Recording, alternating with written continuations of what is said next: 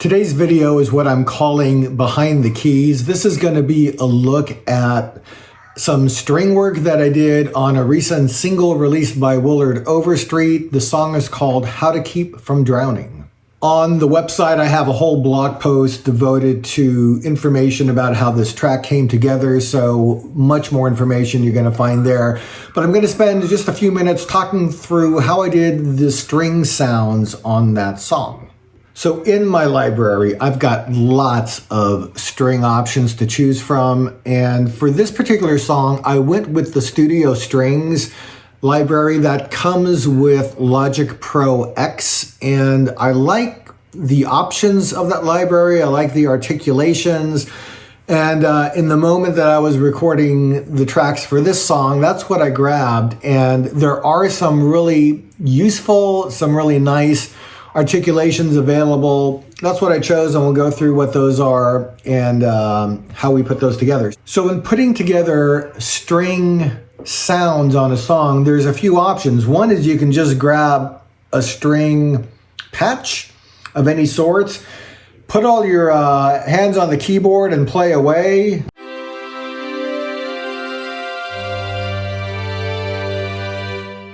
That's one approach. I chose not to do that for a few reasons, and we'll get into that.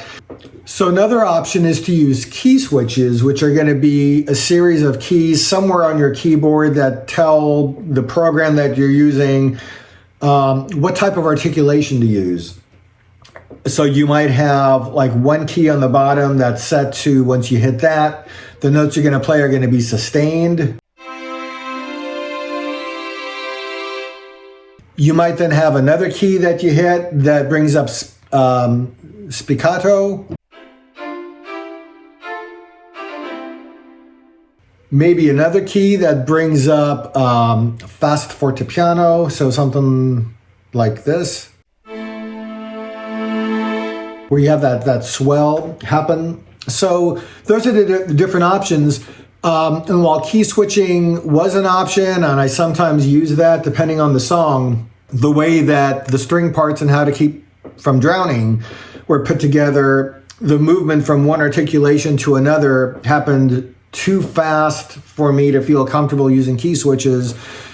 So in this particular song, I went with what I think is a more unorthodox approach, and that is I had tracks individually identified in the DAW for a specific articulation. So example, there's one track just for violin sustain, another track just for viola sustain, etc., for the different string parts.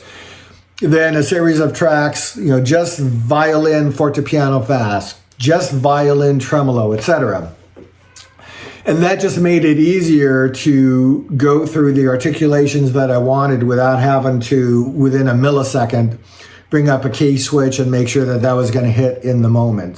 So that's the approach I took. Individual tracks for each string part, and then individual string articulations for each as well. So I have the session brought up in my DAW, and we're going to go through some examples of these string parts so you can get a sense of how they came together. The genesis of this song, like everything else that was done in these sessions that we did, is I would have received a single track from Willard Overstreet that had vocal and an instrument. In this case, he gave me vocal and himself playing the piano, so that was my bass track. And then I built string sounds and a few other things around that. So I've got the session queued up here in Logic Pro. That's the DAW that I used. I'm going to start the section, not the whole string track, but partway through the string ensemble, and kind of right before some of the articulation options come in. You'll get a chance to hear some of that. And I will mute out the vocal. So let's give this a listen.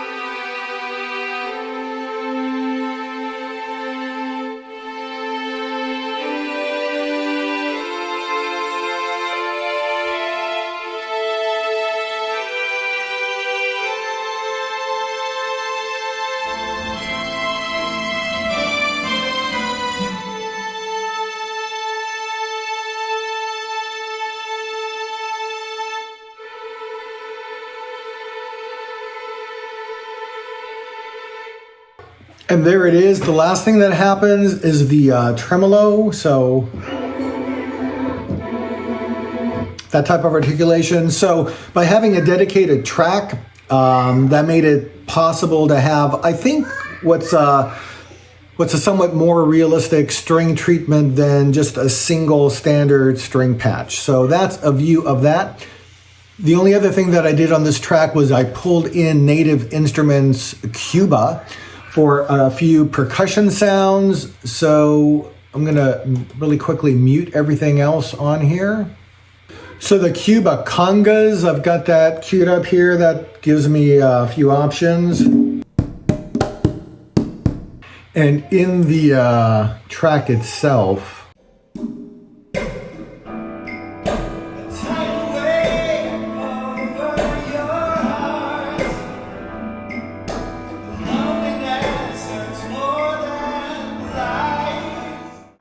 and a little bit of clave.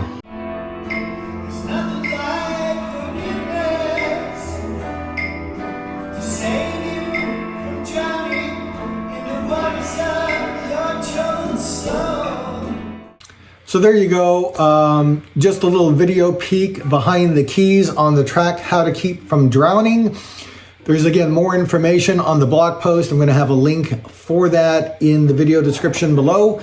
And we have a ton of these songs that we did during the COVID years that will be released. I think the schedule is about once every 6 weeks or so. So I'll probably do a few more of these as the releases come through. Hope that's somewhat informative for those of you who use Logic, put together string parts, and want to see how somebody else does this. This is how I use the string library. This is how I used studio strings in Logic Pro for How to Keep from Drowning. Thanks for watching, and we'll catch you next time with some more music.